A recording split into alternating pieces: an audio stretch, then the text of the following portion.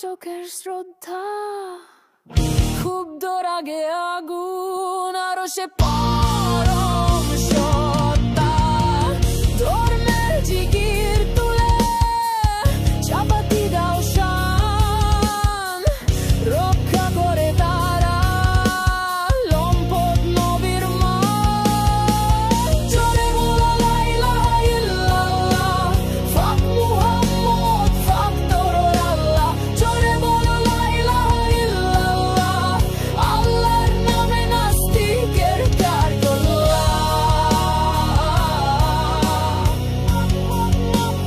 ফাক তরুর আল্লাহ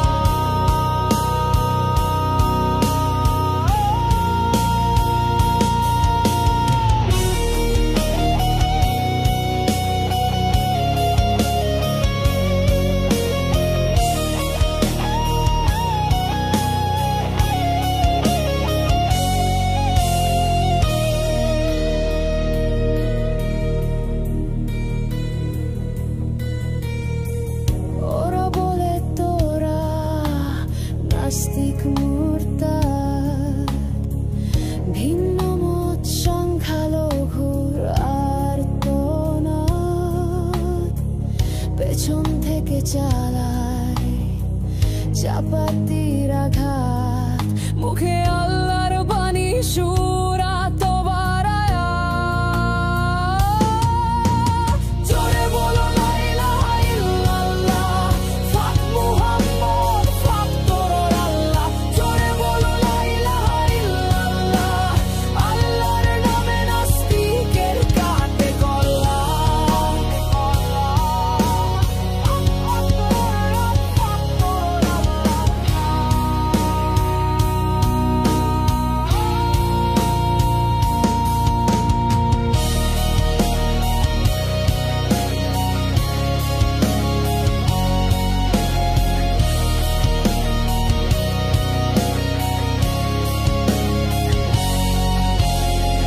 জঙ্গি নবী ওদের সব জম্বি উম্মত পাগলা কুকুর আছে কার হিম্মত আল্লাহু আকবার বলে করে মানুষ জমায় দাড়িওয়ালা খচ্চর যেন আল্লাহর কসাই জোরে বলো লা ইলাহা ইল্লাল্লাহ ফাক মুহাম্মদ ফাক তরুর আল্লাহ জোরে বলো লা ইলাহা ইল্লাল্লাহ আল্লাহর নামে নাস্তিকের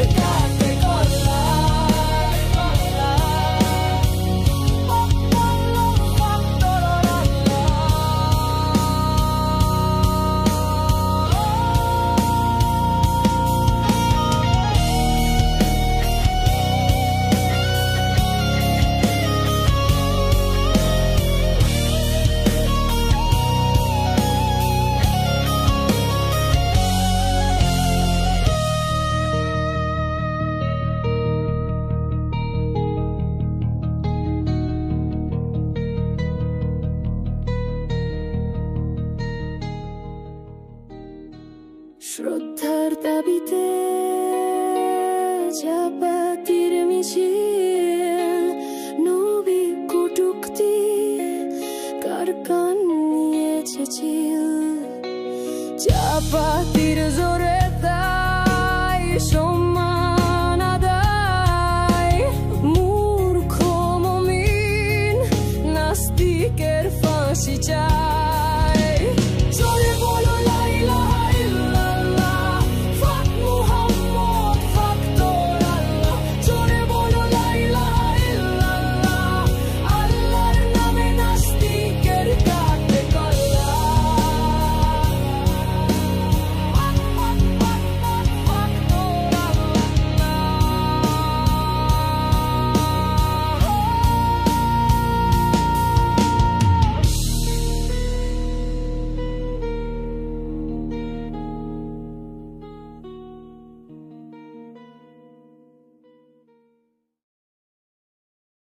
প্রথমে যদি বলি আমি আমাদের যে মিলিটারি আর্মি কিংবা পুলিশ যারাই আছেন প্রশাসনের লোক, এদের সামনে একটা মানুষ মোল্লা, যাদের এই সমাজে কোনো অবদান নাই ভাই। আমি এটা অকপটই বলছি, কারণ আমি একজন মোল্লা ছিলাম, এখনো আছি। আমার বেশভূষা এখনো মোল্লাগিরি আছে, কারণ আমি সংশয়বাদী। আমি এখনো উত্তর পেলে আমি ইসলামে ফিরে যাব।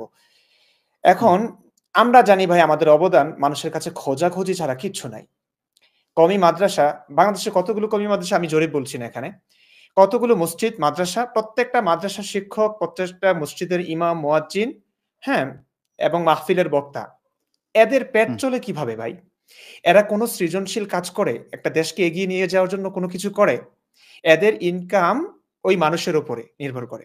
এটা ভাই নির্মম সত্যি কথা এটা। এ নিয়ে অনেক আমাদের মধ্যে যারা আলেম আছেন, একটু উন্নত মানসিকতা সম্পন্ন, তারা কিন্তু এগুলো নিয়ে খুব ইয়ে করেন, অপমান বোধ করেন যে আমরা আমাদের হুজুরদের পেট চলে মানুষের উপর নির্ভর করে। তো এটা এক দুঃখজনক সত্য। সেই মানুষরা যাদের এই রাষ্ট্রকে এগিয়ে নেওয়ার পিছনে কোনো অবদান নেই, সৃজনশীল কোনো কর্ম করছে না, বিজ্ঞান প্রযুক্তির ধারে কাছেও নেই তারা, সেই মানুষগুলো যখন প্রশাসনের সামনে এতগুলো, মানে একটা মানুষ এতগুলো পুলিশ না আর্মি এদের সামনে এভাবে কথা বলছে, তাও 1450 বছর আগের একটা মানুষকে নিয়ে, এটা ভাই আমি প্রশাসনকে কিছু বলবো না, শুধু অনুরোধ করবো, আপনারা কিভাবে প্রশ্রয় দিচ্ছেন এগুলো? কিভাবে সহ্য করছেন? এই ব্যাপারটা যদি ভাই কিছু মানুষ স্বীকার, যদি বাংলাদেশে এমন কোনো আইন থেকে থাকে যে নবীকে গালি দেওয়া যাবে না, নবীকে গালি দিলে এই করবে, এই করা উচিত, সেই করা উচিত, যদি এই আইন থেকে থাকে, আমি জানি না, আইন থেকে থাকে, এই আইনকে তুলে নেওয়া উচিত। কারণ নবী কেমন ছিলেন, আসলে তিনি নবী কিনা, এই সভ্য যুগে, এই উন্নত যুগে, এই প্রযুক্তির যুগে, এই যুক্তির যুগে আমরা অবশ্যই যুক্তি, তথ্য প্রমাণের আলোকে নবী যদি সত্যিকার অর্থেই নবী হন, তাহলে আমি ঠিক আছে, আমি এই আইনকে শ্রদ্ধা করব, মানবো, এবং আমিও নিজের জীবনকে উৎসর্গ করে দিব নবীর ভালোবাসায়, নবীর আদর্শ বাস্তবায়নে। কিন্তু ব্যাপারটা তো এরকম না। কিছু সরলমনা মানুষ, এই যে আপনি ভিডিও দেখালেন, এরা কি হামকি ধামকি করছে, কি তর্জন গর্জন করছে। ভাই আপনি জানেন, আমি জানি, আমি 3টা মসজিদের ইমাম ছিলাম, আমি মুসল্লিদের সাইকোলজি বুঝি, এদের অবস্থান দেখেছি। মানে 95% মুসল্লিদের অবস্থা হচ্ছে এরকম, মুখে দাড়ি নাই, সুন্নতের ধারও ধারে না তারা, গান শুনে, টিভি দেখে, মুভি দেখে, হারাম রিলেশনশিপে আছে, হারাম একটা জবে আছে, মানে আল্লাহর রসুল কোরআন যা করতে বলেছে তার সব উল্টো করছে, যা করতে নিষেধ করেছে তার সবগুলোই করছে। এমন মানুষ, কিন্তু আপনি নবীর ব্যাপারে কিছু বলেন, যৌক্তিক ব্যাপার, আপনি হয়তো অনেক শিক্ষিত, আপনি ইসলাম নিয়ে ঘাটাঘাটি করেছেন, জানেন, নবীর সম্পর্কে যৌক্তিক কোনো সমালোচনা করলে আপনাকে এরা কল্লা উড়িয়ে দিবে। মানে এদের ইমানের ভিত্তিটা হচ্ছে শুধু এটুকু, যে নবীর ব্যাপারে কেউ কিছু বললে, ইসলামের ব্যাপারে কেউ কটূক্তি করলে তাকে মারতে হবে, মানে মারলেই সে জান্নাতে যাবে। যে এই যে অসভ্যতাটা, এটার পিছনে এটা নিয়ে কি সজাগ হওয়া উচিত না? এটা নিয়ে কি রাষ্ট্র প্রশাসনের কি একটু এগিয়ে আসা উচিত না? এই যে আলেমরা মানুষকে ভুলভাল তথ্য উপস্থাপন করে, সরল মনা মানুষের, গরিব দুঃখী মানুষের কাছ থেকে টাকাগুলো কুড়িয়ে নিচ্ছে। একজন মানুষ, ভাই আপনি বাংলাদেশের এমন কোন প্রগতিশীল মানুষ আছেন যারা 1 ঘন্টা লেকচার দিয়ে 6-7 লাখ টাকা নিয়ে যান? আছে? এটা শুধুমাত্র ধর্মের ক্ষেত্রে সম্ভব। তো সেই মানুষরা যখন প্রশাসনের সামনে এভাবে কথা বলছে, এটা বাঙালি হিসেবে আমি লজ্জিত বোধ করছি, আমি লজ্জা বোধ করছি। এটা বাংলাদেশ রাষ্ট্রের প্রশাসনের জন্য ল লজ্জার বিষয় এটা। আমার মাথা কাটা গেছে ভাই ভিডিওটা দেখে। একটা মোল্লা যার এই সমাজে কোনো অবদান নাই, সে প্রশাসনের সামনে এভাবে কথা বলছে, এইভাবে হামকি-তামকি দিচ্ছে। আরে ভাই নবীকে নিয়ে সমালোচনা তো করা তো এই যুগের সবচেয়ে ভালো কাজ এটা। যৌক্তিক কাজ। কেন একটা আপনি নবীর কাজগুলো যদি আমাদের বাংলাদেশের কোন মানুষ করে, বাংলাদেশের 95% 99% মানুষই এদেরকে জঙ্গি বলছে। কেন জঙ্গি বলছেন? এরা তো নবীর আদর্শকে বাস্তবায়ন করছে। হোলি আর্টিজানের ঘটনা, এটা তো জঙ্গিবাদ না, এটা জিহাদ। আপনি যতগুলোই দেখছেন এখন যদি মনে করেন কি বলবো বাংলাদেশে যদি হুকুমত কায়েম করবার জন্য এরা জিহাদ শুরু করে বাংলাদেশ সরকারের বিরুদ্ধে, এটাও ইসলাম। হুম। কাশ্মীরে যে হামলা হলো, এটাও ইসলাম। এরা তো আল্লাহর রসুলের আদর্শ বাস্তবায়ন করতেই কাজগুলো করছে। তো 99% মুসলিম। এরাই কিন্তু এটাকে জঙ্গিবাদ বলছে। তো আপনাদের ইসলাম তো আপনারাই বুঝতে পারছেন না। আপনাদের নবী, যে নবীকে গালাগাল দিলে আপনারা কটূক্তি মনে করেন, যৌক্তিক সমালোচনা করলে কটূক্তি মনে করেন এবং তার মৃত্যুদণ্ড আপনারা দাবি করেন। এটাকেই যৌক্তিক বলে মনে করেন, এটাই তার বিধান। সেই নবীর আদর্শ বাস্তবায়ন করতে গেলেই আপনারা তাকে জঙ্গি বলছেন। কি হলো ভাই? এই মূর্খতার শেষ কোথায়? কিছু মানুষ ভাই, জ্ঞানীগুণী মানুষ, সচেতন মানুষ খুব কম হয়। বেশিরভাগই অন্ধবিশ্বাসী হয়। বেশিরভাগ মানুষই শিক্ষালাভে বঞ্চিত হয়। অন্তত বাংলাদেশের ইতিহাস এইটাই বলে। আমরা বাংলাদেশের কথা বলছি। বাইরের রাষ্ট্রে ভিন্ন কথা। সেখানে শিক্ষিত মানুষের সংখ্যা বেশি। ধর্ম সেখানে শিথিল। ধর্ম সেখানে নিরীহ অবস্থায় আছে আরকি। তো বাংলাদেশে ধর্মের এত অনুভূতি কেন? তীব্র অনুভূতি কেন ধর্ম অনুভূতির? সেখানে মানুষের শিক্ষা-দীক্ষা কম। অন্তত শিক্ষিত মানুষগুলো ধর্ম সম্পর্কে কিছুই জানে না। তারা কিছু বিজ্ঞান জানে, ওই যে ইসলামী বিজ্ঞানের ছিটেফোঁটাও নাই, সে ওই বিজ্ঞান ঢুকিয়ে দেয় ইসলামের পুঁটলির ভিতরে। কি যে দুঃখজনক ভাই। তো এই যে কিছু আমি জানি যে ভাই সংখ্যাগরিষ্ঠতার দিকে যদি আপনি তাকান, হ্যাঁ, এটা মানছি। সংখ্যা লঘু মানুষটাই জ্ঞানীগুণী হয়, সজাগ হয়। আর বেশিরভাগ মানুষই কিন্তু ঘুমন্ত হয়, অন্ধবিশ্বাসী হয়। তারা জেনে না বুঝেই তারা ইসলামটাকে ফলো করে। তো আমাদের কি কোনো দায়িত্ব নাই? প্রশাসনের কি কোনো দায়িত্ব নাই? নবী আসলেই নবী কিনা? নবী আসলে ভালো মানুষ কিনা ভাই? শুধুমাত্র ভালো নবীর কথা তো দূরের কথা ভাই। তথ্য প্রমাণের আলোকে আমরা নবীকে নবী বলতে পারছি না। দুঃখিত। নবী একজন ভালো মানুষ কিনা? এই যুগের সাধারণ একজন মুসলিম যতটা সভ্য, এমন সভ্য ছিলেন কিনা নবীজি? মনে হয় না। ইসলামের ইতিহাস পড়ুন ভাই। মুসলিমদের লেখা ইতিহাস পড়ুন। সেখান থেকে নবীকে ভালো একজন মানুষও বলা যাচ্ছে না। দুঃখিত আমি এই কথাগুলো বলার জন্য। আমি জানি অনেকেই অনুভূতিতে আঘাত পাবেন। আমি আঘাত দেওয়ার জন্য বলছি না। আপনি ইসলামটা একটু পড়ুন। এই ভিডিওতে এই যে এই মোল্লা, এই হুজুর, আমাদের এই সম্মানিত হুজুর যে প্রশাসনের সামনে এভাবে হামকি-ধামকি দিলেন, এভাবে গর্জন মারলেন, সিংহের মতো গর্জন। এই হুজুর একটা কথা বলেছেন, আসাদ ভাই আপনি খেয়াল করেছেন কিনা? বলেছেন যে বাংলাদেশে কে বলেছে বাংলাদেশে 95% মুসলিম কিংবা 90, মানে বাংলাদেশে একজনও মুসলিম না। এটা কিন্তু আসলেই সত্য। এটা কিন্তু আসলেই সত্য। যারা নিজেকে মুসলিম দাবি করে হয়তো ঘটনাচক্রে কোন একজন মুসলিম পরিবারে, মানে মুসলিম দাবি করা, নামকা ওয়াস্তে মুসলিম, তার ঘরে জন্মেছে, সে নিজেকে মুসলিম পরিবারে পরিচয় করিয়ে দেয় যে আমি মুসলিম। এটা ছাড়া আর কিছুই না। সে কিন্তু সূরা ফাতিহার অর্থ জানে না। এই মোল্লা কিন্তু বলেছেন। তো যেই কিতাব, যে ধর্ম আল্লাহর পক্ষ থেকে এসেছে বলে এই মুসলিমরা বিশ্বাস করছে, সেই কিতাবের একটা প্রথম সূরাটাই পর্যন্ত যারা পড়তে পারে না, যারা পড়ে না, তারা নবীকে গালি দিলে মেরে ফেলবার কথা বলে। এটা কি অসভ্যতা না ভাই? আপনি নবীকে বুঝুন। আপনি নবীর সমস্ত ইতিহাস পড়ুন। নবীকে যদি একজন ন্যূনতম ভালো মানুষ বলে মনে হয়, আমি একজন ভালো মানুষকে গালি দেওয়ার বিপক্ষে আছি। একজন সভ্য মানুষ, সে কোনো মানুষ খুন করেনি, ধর্ষণ করেনি, সে কোনো মানবাধিকার লঙ্ঘন করেনি।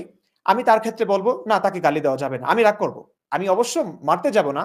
যদি যৌক্তিক সমালোচনা করে এই মানুষটা, ভাই আপনাকে আমি ভালোবাসি, কিন্তু আপনার সমস্ত কাজ যে আমার ভালো লাগবে, আমি সমস্ত কাজে সমর্থন জানাবো, এটা কিন্তু না। এমনও হতে পারে আপনার অনেক কাজ আমার ভালো লাগছে না কিংবা জাতির জন্য ভালো বলে মনে করছি না আমি। সেই ক্ষেত্রে আমি যৌক্তিকভাবে সমালোচনা কি করতে পারি না? অবশ্যই করতে পারি। অবশ্যই পারেন। সবার আছে, এই অধিকার সবার আছে, আমার আছে, প্রত্যেকটা মুসলিমের আছে। আমরা এত বছর ইসলাম নিয়ে পড়াশোনা করেছি, যে নবীর পূজা করেছি প্রায় 20টা বছর ধরে, সেই নবীকে জানবার পরে আমি কি বলতে পারি না নবীর যৌক্তিক কিছু সমালোচনা করতে পারি না? নবী গণহত্যা করেছেন বনু কুরাইজার ক্ষেত্রে, নবী দাসী সেক্স করেছেন, যেটা সংজ্ঞা অনুসারে এই সভ্য পৃথিবীর যত সংজ্ঞা আছে, যত স্ট্যান্ডার্ড আছে, প্রত্যেক স্ট্যান্ডার্ড অনুযায়ী এটা ধর্ষণ। আমি কি বলতে পারি না যে যদি কেউ বলে নবী ধর্ষণ করেছে, আমি বলবো হ্যাঁ, বর্তমান পৃথিবীর এই সভ্য পৃথিবীর সংজ্ঞা অনুসারে এটা ধর্ষণ, আর এই ধর্ষণটাই নবী করেছেন। এটার সুস্পষ্ট প্রমাণ আছে আমার কাছে। এমন না যে আমি ইহুদি খ্রিস্টানদের ইতিহাস থেকে আমি বলছি, এটা মুসলিমদের ইতিহাস থেকে আমি বলছি, কোরআন হাদিসের রেফারেন্স দিয়ে আমি বলছি। তাহলে এটা আমার এটার জন্য আমাকে কেন মরতে হবে? এটার জন্য আমার প্রাণ কেন হারাতে হবে? মানে আমি কি বলবো ভাই, একদমই আমি ভাষাহীন। আমি মানে অসুস্থ হয়ে যাই এই সোশ্যাল মিডিয়া ঢুকলে, বাংলাদেশের অবস্থা দেখলে আমি অসুস্থ হয়ে যাই। যে প্রশাসন কি করছেন, আপনারা কি করছেন? আপনারা আপনারা একটা আয়োজন করুন। এই মোল্লা, এই যে যারা আজহারি বলেন, আহমদুল্লাহ বলেন, যত বড় বড় বক্তা আছেন তাদের সঙ্গে আসিফ মহিউদ্দিন আছে, আমি আছি, মাসুদ ভাই আছেন, আমরা যারা ইসলামের সমালোচনা করি, যৌক্তিক সমালোচনা, রাষ্ট্রীয়ভাবে বসার একটা আয়োজন করুন। সেখানে নিরপেক্ষ সঞ্চালক থাকবেন, বিচারক থাকবেন, তারা বিচার করবেন এই সভ্য পৃথিবীর সঙ্গে ইসলাম নামক ধর্মটা যায় কিনা, নবী মোহাম্মদের কর্মকাণ্ডগুলো যায় কিনা। যদি যায় আমি আমার জীবনটা উৎসর্গ করে দিব। বাংলাদেশে এমন একজনও মানুষ পাবেন না, যারা রাজনীতিবিদ, বিএনপি হোক, আওয়ামী লীগ হোক, সাধারণ মুসলিম হোক, এদের যে জ্ঞান আছে, এদের যে সভ্যতা আছে, এদের যে স্ট্যান্ডার্ড আছে, সেই স্ট্যান্ডার্ড অনুযায়ী এই সভ্য পৃথিবীর সঙ্গে কোনোভাবেই নবীর একটা কর্মকাণ্ড যায় না, নবীর একটা কর্মকাণ্ড যায় না। আমি চ্যালেঞ্জ করছি, বাংলাদেশ সরকার বসুক। এত এত হত্যা হচ্ছে, 1450 বছর আগের একটা মানুষকে কেন্দ্র করে এত মায়ের বুক খালি হচ্ছে। আমি অবশ্যই বলতে পারি যে রাষ্ট্রীয়ভাবে আপনারা বসান, আলেমদেরকে বসান, এবং ইসলামের সমালোচক যারা আছেন তাদেরকে বসান। যুক্তি প্রমাণের আলোকে ইসলাম আসলে একটা ধর্ম কিনা, ইসলামের নবী আসলে নবী কিনা, ইসলামের এই যে বিধানগুলো সভ্য পৃথিবীর সঙ্গে যায় কিনা, বাংলাদেশের রাষ্ট্রনীতির সঙ্গে যায় কিনা, বাস এটা নিয়ে আলোচনা হোক। 1 মাস লাগুক, 1 বছর লাগুক, অন্তত সমাধান হওয়া উচিত যে ইসলাম ধর্মটাকে আসলে মানা যায় কিনা। যদি মানা যায়, যদি নিরপেক্ষ বিশ্লেষণে যদি ইসলাম ধর্মটা শ্রেষ্ঠ বলে প্রমাণিত হয়, অবশ্যই আমিও বলবো, আপনিও ভাই মানুন ইসলাম, আমিও মানবো, আমার জীবন উৎসর্গ করে দিব। এমনটা হওয়া উচিত। আমি তো আপনার চেষ্টাটা সামনে থেকে দেখলাম মুফতি ইমরান বিন বশির ভাই। আমার জীবনেও তো প্রথম প্রশ্ন, যখন আমি মুসলিম থেকে ইসলামের প্রতি আমার কনফিউশন তৈরি হয়, আমাকে যে জিনিসগুলো আঘাত করেছিল, যে একজন নবী কি করে তার পুতের বউরে বিয়ে করে, মানে এটা অরিজিনাল পুতের বউ না, মানে আপন ছেলে না, পালিত পুত্র, যাই হোক না কেন পালিত পুত্র। আমার তো এমন অনেক আত্মীয় স্বজন আছে যাদেরকে আমি বোন ডাকছি, আমাদের আত্মীয় স্বজন না, কিন্তু বোন মানি তো আপন বোনের মতোই। এখন পর্যন্ত তাদের নাম মনে হলে শ্রদ্ধা চলে আসে। বড় বোন, ছোট বোন, বোন তো বোনই, আবার কি পালিত পালিত কি আবার। তো এইটা আমাকে আঘাত করছে। আবার তার বন্ধুর মেয়ে, মানে এই বাচ্চা মেয়েটাকে ৬ বছরে বিয়ে করা আয়েশাকে, এটা মানে কোন সুস্থ মানুষ, আমি এটা ২০১২ সালের কথা বলতেছি ভাই। আমি একটা বছর আমি তো, আপনি তো মুফতি, আপনার কাছে হিসাব করাটা সহজ হয়, আবার কঠিনও হয়। আমি ভাবলাম যে না, এই বুখারি পড়বেন না, বুখারি না, সহিহ মুসলিম পড়ি। এরপরে সিরাত পর্যন্ত পড়া শেষ করে মানে একটা বছর আমার লাগছে, বুঝছেন? দ্রুত পড়ছি, কারণ আমি সবসময় অস্থির ছিলাম যে এইটার সমাধান আমাকে বের করতে হবে। কোন আলেম ওলামারে জিজ্ঞেস করলে উল্টা আরো ঝাড়ি মারে। এত বেশি বোঝার দরকার নেই, আপনি ৫ ওয়াক্ত নামাজ পড়েন? যে হ্যাঁ পড়ি। তাহলে আর আপনার দাড়ি কই? আপনার মানে সে অন্যদিকে আমারে করে। যে আপনি এই নবীর রাসূলের বিবাহ আগে আপনার ঈমান ঠিক করেন। সে আমার লেবাস দেখে আমার ঈমান ঠিক করতে চায়। যাই হোক, আপনি যে বিভিন্ন আলেম ওলামাদেরকে বললেন, যেমন আপনি এখনো বলতেছেন যে আপনার কনফিউশনে আছেন। কিন্তু নবীর ব্যাপারে, তার চরিত্রের ব্যাপারে আপনি যে অবস্থানে আছেন, এইটা ভুল প্রমাণ করার জন্য, বা আপনি যে সঠিক আছেন বা ভুল আছেন, এইজন্য তো আ দেখি না, মানে কারোর মধ্যে কারো আগ্রহ দেখি না। তারা কি আপনারে ভয় পায় নাকি? আ ও সরি, এইখানে একজন অনেকক্ষণ ধরে কমেন্ট করছেন যে মিনার ভাই আপনাকে ডিবেটের চ্যালেঞ্জ করেছেন। মানে ওয়াই মিনার? আমি জানি না আপনি এটা কিভাবে দেখবেন। কিন্তু সেই শায়েখরা, তারা কোথায়? তারা আ এত কথা বলে বেড়ায়, মানুষের খেদমত করে। আমরা বললাম তাদেরকে টাকা ১০ লাখ টাকা দেব। তার ওই যে ওয়াজ মাহফিলের যে ফিস যেটা, সেইটাও দেব। আগে অগ্রিম পাঠিয়ে দেব টাকা। তারপরে যেন তিনি আপনাকে এসে বোঝান, ইসলামে আপনারে আ ই করেন যে না, আপনার যে কনফিউশন যেগুলো আছে সেগুলো তার অসীম না, কয়েকটা। দেন ৫ টা পয়েন্ট। আপনি ৫ টা পয়েন্ট পাইলেই তো আপনি মুসলমান হয়ে যাবেন।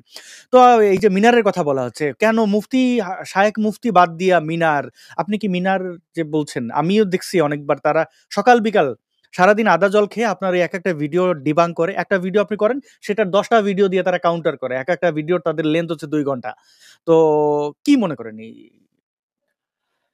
আসাদ ভাই, আমি আগেও আপনাকে বলেছি, আপনি হুম, অবশ্যই জানেন আমার কয়েকটা ভিডিও বার্তা আমি দিয়েছি। যেখানে আমি হুম, বলেছি বাংলাদেশে যে সমস্ত আলেমদের প্রতি আমার শ্রদ্ধা আছে, ভক্তি আছে এবং হুম, গ্রহণযোগ্যতা আছে, আমি তাদেরকে আহ্বান জানিয়েছিলাম। আ তারপরে তাদের পক্ষ থেকে কোনো সাড়া পাইনি। তো হুম, তারপরে আমি আসলেই খুব ব্যস্ত হয়ে পড়েছি। আপনি কিছুটা হলেও জানেন আমি অনেক কাজই হুম, করছি এখন। আমি কতদিন বাঁচবো আমি জানি না। আমি অন্তত এই পৃথিবীর জন্য কিছু করতে চাই। কিছু বই লেখালেখির ব্যাপার আছে আমার। কনটেন্ট তো আছেই, কিছু বানাচ্ছি। তারপরে কিছু হুম, সীমাবদ্ধতা আছে। মানে মানে একদমই সময় নাই। তারপরে হচ্ছে আপনি জানেন আমি একটা মুভি স্ক্রিপ্ট লিখবো এবং সেটা আমি হুম, হুম, যেভাবেই হোক মুভি তৈরি করব আমি। জানি না আসলে কোন পরিচালক এত সাহস করবেন কিনা ইসলাম নিয়ে। তো সেইটা হচ্ছে আমার লক্ষ্য এবং অনেকটা আশাবাদী আমি। তো এটা নিয়েও আমার অনেক সময় দিতে হয়। থিম-টিম আসলে লিখে রাখি। তো আমি এই হুম, মুশফিকুর রহমান মিনার ভাইকে, মিনার ভাই আমাকে নিয়ে যে দীর্ঘ লাইভ করেন, আমি আসলে এগুলো দেখতে পাই না, দেখি না, দেখার সুযোগ পাই না। হুম, কিন্তু ভাই আপনাকে honestly বলছি, আমি মিনার ভাইকে শ্রদ্ধা করি, ভালোবাসি। কারণ হুম, উনি কিন্তু আমাদের মতোই। আপনি হয়তো এই ব্যাপারটা একটু অন্যভাবে নিবেন। এটা অনেকে হয়তো, আমি জানি না উনার সমস্যা হবে কিনা। মুশফিকুর রহমান মিনার ভাই আমাদের মতো মানুষ। বুঝতে পারছেন? আচ্ছা, হ হয় আমার কাছে মনে হয়, এটা আমি আমার কাছে মনে হয়, অনেকভাবে মনে হয়েছে। কারণ কি দেখুন, উনারা ইসলামের শাশ্বত বিধান হচ্ছে আমাদের মতো মানুষকে মেরে ফেলা, কেটে ফেলা, মৃত্যুদণ্ড হুম, দেওয়া। আমি নবীকে নিয়ে কিছু বলে ফেলেছি, যৌক্তিক সমালোচনা করেছি। সেটা ধর্মীয় অনুভূতিতে আঘাত হেনেছে। তো অন্যান্য দক্ষ, বিদগ্ধ আলেমরা আমাকে মারতেই চেয়েছে। তারপর আমি চলে আসলাম, দেশ ছাড়লাম। তো মুশফিকুর রহমান মিনার ভাই, উনি ইসলাম থেকে সরে এসে আমাকে বোঝাবার জন্য চেষ্টা করলেন। বাংলা হুম, বাংলাদেশে থাকা অবস্থাতেই। উনি আচ্ছা, আমাকে নক করছিলেন। হ্যাঁ, ভাই আপনি আপনার সংশয় দূর করে দিব। তখন আমি খুব আমি মানুষকে আঘাত দিতে আমি খুব পারি না। আমার খুব খারাপ লাগে। যে মানুষটা অন্তত সভ্য। মুসলিম হোক, হুম, অমুসলিম হোক, নবী মোহাম্মদের মতো কর্মকাণ্ড করছে না। মেরে ফেলবো, কেটে ফেলবো এরকম না। মুসলিম হুম, হলে উনি সভ্যতার সঙ্গে আমার সঙ্গে যোগাযোগ করেছেন। আমার খটকা, আমার ঝটকা দূর করতে চেয়েছেন। তো হুম, সেক্ষেত্রে তো আমি উনাকে ঘৃণা করতে পারি না। কিন্তু ভাই বিশ্বাস করেন, আমি এই কথাটা তখন বলতে পারিনি তাকে যে, "ভাই, আমি যখন নাস্তিকতা নিয়ে একটু গবেষণা করছিলাম, আমি একটা বই লিখব বলে, নাস্তিকদের সমস্ত প্রশ্নের জবাব দিব বলে, খুব সৎ উদ্দেশ্য নিয়ে আমি গবেষণাটা হুম, শুরু করেছিলাম। তখন আসিফ মহিউদ্দিন ভাইয়ের সংশয়.com এর লেখাগুলো যেমন আমার পড়তে হয়েছে এবং হুম, এগুলোর জবাব মুসলিমদের পক্ষ থেকে, আলেমদের পক্ষ থেকে কি দেওয়া হয়, নাস্তিকদের দাঁত ভাঙ্গা জবাব নামে আমি লিখে সার্চ করতাম গুগলে। তখন এই মুশফিকুর রহমান মিনার ভাইয়ের ওয়েবসাইটের লেখাগুলো আমি পেয়েছি এবং তখনও হয়তো ওনাকে এভাবে চিনতাম না। জাস্ট মুশফিকুর রহমান মিনা নামে একজন আছেন যিনি ইসলাম ধর্মকে রক্ষা করতে অ্যা মানি অনেক উত্তর দিয়ে থাকেন নাস্তিকদের। কিন্তু বিশ্বাস করেন ভাই, আমি আসিফ মহিউদ্দিন ভাইয়ের অ্যাম সংশয়.com এর লেখাগুলোর উপরে যতটা সংশয়বাদী হয়েছি, তার চাইতে বেশি হয়েছি এগুলোর জবাব দিতে গিয়ে তিনি যা লিখেছেন। এটা বাস্তব কথা তার ভাই। মানে উনি এখন উনি নাস্তিকতার খেদমত করছেন। হ্যাঁ, তা আমি বললাম, এটা আমি অনেকের কাছে বলেওছি। বিশ্বাস করুন এটাই সত্য। কিন্তু এই কথাটা উনি যখন বারবার আমাকে বলছিলেন সংশয় দূর করে দিবেন, যখন আমি বুঝতে পারলাম যে উনি ওই মুশফিকুর রহমান মিনার, যার লেখা পড়ে আমার সংশয় আরো দ্বিগুণ বেড়েছে। তো ওনার কাছ থেকে আমি কি শুনবো ভাই? তো আমি আসলে ওনার কথাগুলো তেমন একটা শুনতাম না। আমি জানি উনি কি বলবেন। উনি ওনার ওয়েবসাইটে, সাজানো গোছানো ওয়েবসাইটে যা লিখেছেন তার চাইতে বেশি অন্য কিছু বলে তো আমাকে বুঝাতে পারবেন না। তাই না? ওখানে তো বুঝিয়েছেন। তো এগুলো তো আমার পড়া আছে। সেখানে সংশয় দূর হওয়া দূরের কথা, আমার সংশয় আরো বেড়েছে। তো এই কারণে এখন আপনি যদি বলেন যে উনার সঙ্গে আমাকে বসতে হবে। আপনি বলেন যে ভাই আমার উদ্দেশ্য যেটা, যে আমি পরিবারে ফিরে যেতে চাই। আমি দেশে ফিরে যেতে চাই। আমি এই যাযাবর জীবন থেকে সরে আমি নরমাল জীবনযাপন করতে চাই। হ্যাঁ, আমি আমার ইমানের উন্নতি চাই। আমার সংশয় দূর করতে চাই। সেখানে ওনার সঙ্গে বসলে, ওনার সঙ্গে যদি লাইভে আসি, আমার কি সংশয় দূর হবে নাকি বাড়বে আপনি বলুন? আম এক কি করা যায়? মানে তারপরেও তাও ভাই তো একটা লোক সাহস আমি করছে। বলছি, হ্যাঁ, একটা যেহেতু উনি সাহস করেছেন এবং কিছু মানুষ হয়তো আমাকে যারা ভালোবাসেন, ওনারা ভাবতে পারেন যে আমি হয়তো ভয় পাচ্ছি, আমি হয়তো পারব না। সেই ক্ষেত্রে আমি বলতে পারি যে না, আসলে আমার কথাগুলো, আমার ব্যথাগুলো প্রকাশ করতে পারি আমি এবং উনার কথাগুলো শুনি। তবে সেই ক্ষেত্রে উনি উনার আলোচনা শুনে আমার কাছে মনে হয়নি উনি আলেম। আমি জানি না। আলেম মনে হয়নি আরকি। আপনি কি জানেন উনি আলেম না কিনা? উনি আলেম নন, উনি দাবি করেন না। আলেমের উনি মতো জেনারেল এডুকেশন থেকে এসে ইসলামের খেদমতের নামে এসছেন আরকি যে। ও আচ্ছা, আচ্ছা। এই কারণে অনেক অসঙ্গতি আমি পেয়েছি। যা হোক, আমি এখন শুনলাম যে উনি আলেম না। তো আলেম না হয়ে ভাই ইসলামের এত সেনসিটিভ বিষয়ে খেদমত করছেন, তো মানুষ তো নাস্তিক হবে, আমার মতো নাস্তিকতার দিকে ঝুঁকবে। না, কারণ উনি যদি যেটা তিনি জানেন ডিবেট না। করতে চান, মানে আমি তার সাহসকে অ্যাপ্রিশিয়েট করি। মানে আমি আচ্ছা, দেখছি উনি অনেক সময় প্রক্সি পাঠান। যেমন উনি অনেক সময় ডিবেটে আসেন না, রাহুলকে পাঠান বা আরো কার আছে, হ্যাঁ? তো ওরা তো ছ্যাচরা, ওদের পারিবারিক শিক্ষাটাও নাই। মানে ধরেন একটা তো রাহুল-টাহুলের তো এরা তো ফ্লেক্সিলোডের মানে এদের পারিবারিক ইয়েও নাই। মানে ওই ব্রাদার ইয়া রাহুল, নাই। মানে ধরেন হ্যাঁ, উনি সে ওই কিন্তু যে জাকির নায়কের কথাগুলো ওয়াজ বলেন জাস্ট দেখে কপি পেস্ট করে। ডাক্তার জাকির নায়েকের কপি আর হচ্ছে মুশফিকুর রহমানের মিনার ওয়েবসাইট থেকে লেখাগুলো কপি করেন। তো ওনার কাছ হুম, থেকে আমি কি জবাব পাবো? এইজন্যই আমি আসলে চেয়েছিলাম মিজানুর রহমান আজহারি, ওনার কথাবার্তা আমি তেমন শুনিনি এই লাইনে। ওনার প্রতি হুম, আমার ভালোবাসা আছে, শ্রদ্ধা আছে। আমার আম্মা খুব পছন্দ করেন। আমার আম্মা সবসময় বলতেন যে, "তুই কি মিজানুর রহমান আজহারের চাইতে বেশি বুঝিস রে?" তা আমি ভাবতাম যে না, তাইলে আম্মু যেহেতু শ্রদ্ধেয় একজন ইসলামী স্কলার, তাইলে আমি উনার সঙ্গে বসি। একটু মত বিনিময় হলো, ভালোবাসার আদান-প্রদানও হলো, মনের কথা ও ব্যথাগুলো শেয়ার হলো।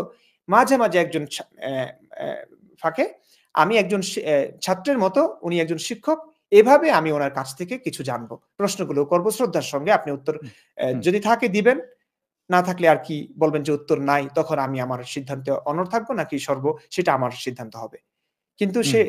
উনারা এই যে এত মাহফিল করেন, ইসলামিক খেদমত এটা, না, না, তো ওরা উনারা তো আমার আসবেন, ডাকে আসবেন, সাড়া আসবেন। দিলেন না। আসবেন। আমি বলি আমার আ এটা সোর্স বলবো, ইনফর্মার বলবো, কি বলবো? আমার একদম এই যে আ বেশ কয়েকজন জনপ্রিয় ইসলাম প্রচারকদের এই ওয়াজ মাহফিল যারা এরেঞ্জ করে, কত টাকা নেয়, কিভাবে কোথায়, কোথায় যায়, এই ইনফরমেশন আমার কাছে আসে। এবং সেই ব্যক্তিও নাস্তিক। কিন্তু কি করবে? তার রুটি-রুজি ওইখানে থাকতে হয়, থাকে। আ এবং একাধিক মোল্লা মুন্সিদের পদচারণ আমি জানি। তারা আসলে তাদের মার্কেট নষ্ট করবে না। ১ম হচ্ছে যে আপনার এই প্রশ্নগুলোর উত্তর তার কাছে নাই। সে নাকানি-চুবানি খাবে। এত বড় আলেম যদি উত্তর না দেয়, সে কেন তার মার্কেট নষ্ট করবে? তাই না? সে এখানে ধরা জি, খাবে জানে। এবং আ ইসলামপন্থীদের মধ্যে আসলে এই যে কেন মুশফিক মিনারদের দরকার হয়? কারণ আসলে এই যুক্তি বা এই জেনারেল এডুকেশন এ তো কোনো বিন্দু পরিমাণ, আপনি তো মাদ্রাসায় পড়ছেন, আপনি জানবেন যে আপনি একটা প্রথিতযশা মাদ্রাসায় পড়ছেন। তাও এখন যদি আপনি চিন্তা করেন যে আমার জেনারেল এডুকেশন সম্পর্কে আমার দৌরত্ব কতটুকু? আপনি দেখবেন যে আপনি সেখানে বিশাল একটা ঘাটতি রয়ে গেছে। এটা আপনার দোষ না। এটা হচ্ছে আপনার শিক্ষা জি, ব্যবস্থা ঐদিকেই। অবশ্যই। তো তারা বিতর্কে আসে না, যুক্তিতর্ক এগুলোতে তারা পারদর্শী না। মুশফিক মিনাররা যে একটু এক চিমটে জেনারেল এডুকেশন থেকে নেয়। তবে মুশফিক মিনারের এইটা ভালো যে সে ব্যবসা করছে এখন দেখি নাই। যেমন রাহুল, সে দোকানদারি করত। এই ওয়াজ মাহফিল শুনে টুনে সে চিন্তা করলো, আরে এইখানে তো মধু, সে ভালো টাকা সে ইনকাম করে। সে যে ওয়াজ মাহফিল করে, এই যায় দেখবেন সে ভালো টাকা ইনকাম করে। এখন সে আসছে ইনকাম করতে। সে নাস্তিক জি। হইলেও কি আর ইয়ে করলো কি, তার হচ্ছে ধান্দা। মুশফিক মিনাররা একটা কাজ করা যায় কিনা আমি এখানে প্রস্তাব দিতে পারি।